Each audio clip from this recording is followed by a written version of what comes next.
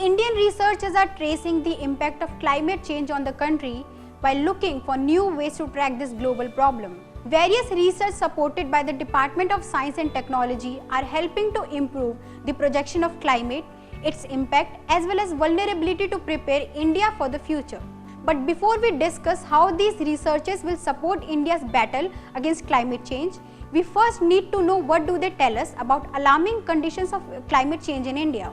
Recently, in a study conducted by the Wadia Institute of Himalayan Geology, some Dehradun-based researchers found that small-sized glaciers in Sikkim are melting at a higher magnitude as compared to other Himalayan regions. Researchers from the same institute have also discovered that black carbon from agriculture burning and forest fire may influence the melting of Gangotri Glacier. Moreover, a team of scientists from IIT Kanpur also found that aerosols like black carbon and dust, which makes the Indo-Gangetic plain one of the most polluted regions of the world, have led to the increased incidence of high rainfall events in the foothills of Himalayan region. In another work supported by DST and IISc research showed that a planetary wave from the North Atlantic is capable of derailing the Indian monsoon on which the Indian economy is heavily dependent. In order to keep focusing on this area of research, Centers of Excellence in Climate Change in 4 Indian Institute of Technologies, Delhi, Bombay, Kharagpur and Madras are working on improving climate projection models to make them more comprehensive and accurate. These centers have contributed to significant improvements to the base model, moving towards development of the India-centric climate model. At IIT Madras, the DST Center for Excellence in Climate Change Impact on Coastal Infra and the Adaptation Strategies is developing suitable climate change adaptation measures for coastal infra and utilization of water resources. A technique known as the pseudo-global warming method has been adapted and successfully used for the prognostic understanding of how cyclones originating in the Bay of Bengal would behave in the near future and in the far future under different RCP scenarios.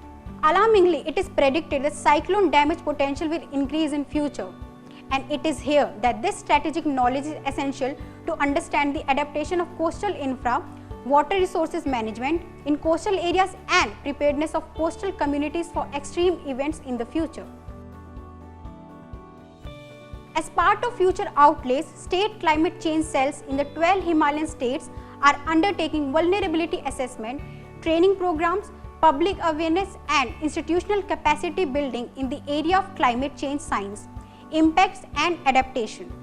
This brought the first ever pan-Himalayan vulnerability profile map covering the 12 IHR states developed under the common framework, which has been accepted by different stakeholders for climate adaptation planning in the Indian Himalayan region. Under a common framework, some 8 eastern states have been identified to be the most vulnerable to climate change.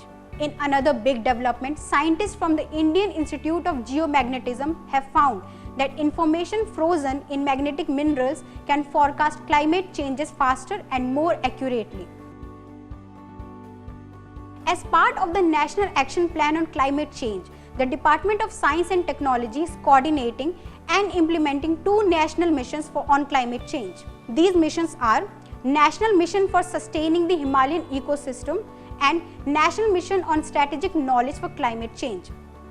They are implemented through a cluster of programs that are supporting climate change research.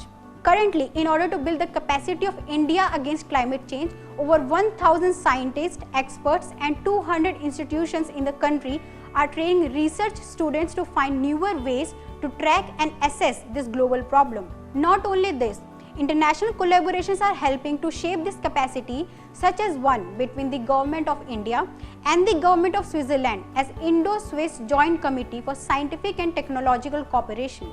All these efforts reflect India's commitment towards building a stronger nation that can stand solid against effects of climate change.